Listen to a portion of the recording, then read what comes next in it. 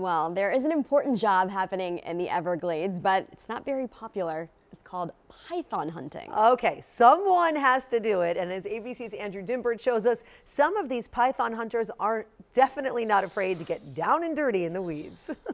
Looking for a Burmese python. For Peggy and Beth, hunting pythons in the depths of the delicate Florida Everglades is too important a job to neglect. The trick is to not hesitate. Get right up on it, assess the situation, find out where the head is, find out what direction it's moving, and grab it by the neck. One of the largest snakes in the world, adult Burmese pythons caught in Florida average between 6 feet and 9 feet in length, the largest ever captured, measuring in at 18 feet long. Have a lot of muscle. They're very, very strong. With an appetite for mammals, birds, reptiles, and even alligators, this particular breed of snake is having a devastating ecological impact, wreaking havoc on the critical warm wetlands of South Florida. With no known predators, their threat to other wildlife and the sensitive Everglades ecosystem has left conservationists with little other choice but to hunt them down. And so the Florida Python Challenge was born. Now in its 10th year, the 10-day competition calls on both professionals and novices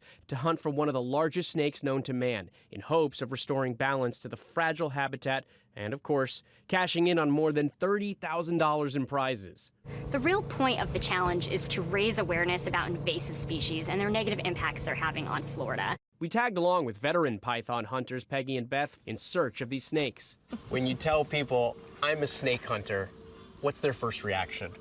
You're nuts. The gigantic species of snake is native to Southeast Asia, but the exotic pet trade brought them to the other side of Earth, South Florida, where they've exploded in population, endangering this vital stretch of warm wetlands. You don't have any place on the planet that's like this.